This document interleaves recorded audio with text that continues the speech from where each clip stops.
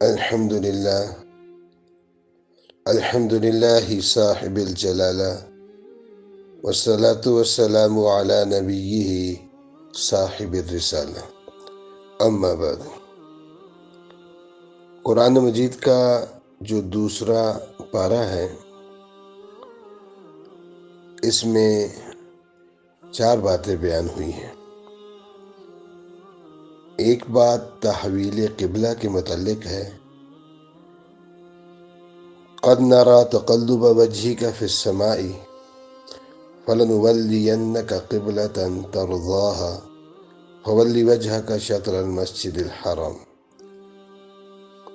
مدینہ پاک میں آپ صلی اللہ علیہ وسلم 16 یا 17 ماہ تک بیت المقدس کی طرف منہ کر کے نماز ادا فرماتے رہے۔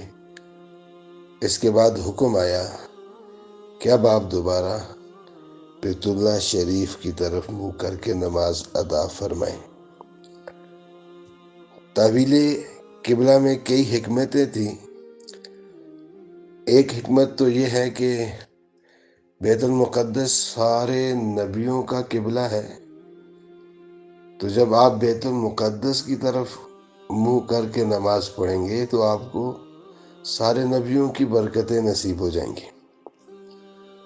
اور دوسری حکمت یہ تھی کہ دین اطاعت کا نام ہے، کوئی بات سمجھ میں آئے پھر بھی اطاعت کرنی ہے، کوئی بات سمجھ میں نہ آئے پھر بھی اطاعت کرنی ہے۔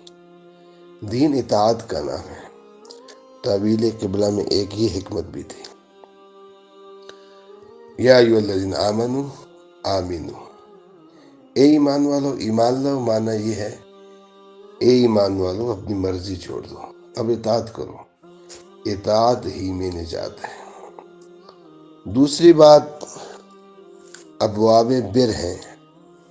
بر کے تقریباً 40 ابواب اللہ تبارک و تعالیٰ نے اس پارہ میں بیان فرمائے ہیں۔ عقائد، عبادات، معاملات، معاشرت، اخلاق، آئلی قوانین، فوجداری کے قوانین، نکاح، طلاق، عدت، مہر، رضاعت، یہ سارے جو ابواب بر ہیں اللہ تبارک و تعالیٰ نے اس بارے میں بیان فرمائے ہیں۔ یہ نیکیاں ہیں، یہ خیر کے دروازے ہیں، یہ کام کرنے ہیں، یہ نہیں کرنے ہیں، تفصیل کے ساتھ اللہ تبارک و تعالیٰ نے ارشاد فرمائے ہیں۔ تیسری بات اس بارے میں طاعون کا ذکر ہے۔ طاعون ایک بیماری ہے۔ ایک بستی میں طاعون کی بیماری آئی۔ اب جب بیماری آ جائے تو اس بستی کو چھوڑ کر نہیں جانا چاہیے، لیکن بستی والے موت کے ڈر سے اس بستی کو چھوڑ کر بھاگ گئے۔ الم تر الی الذین خرجوا من دیارہم وہم الوف حذر الموت فقال لهم موتوا ثم احیاءهم۔ تو جب وہ طاعون سے بھاگے تو آگے جا کر ایک وادی میں 2 فرشتے آئے اور سب مر گئے۔ اور پھر ایک عرصے بعد ایک نبی کا وہاں سے گزر ہوا تو نبی کی دعا پر وہ دوبارہ زندہ ہو گئے۔ اس واقعے سے 2 باتیں معلوم ہوئی۔ ایک بات تو یہ معلوم ہوئی کہ موت آ کر رہے گی۔ قل ان الموت الذی تفرون منہ فانہ ملاقیکم، موت آ کر رہے گی، موت سے ہم بھاگ نہیں سکتے۔ اور دوسری بات یہ معلوم ہوئی کہ مرنے کے بعد زندہ بھی ہونا ہے۔ وقال لهم موتوا ثم احیاهم، مرنے کے بعد زندہ بھی ہونا ہے اور حساب و کتاب بھی دینا ہے۔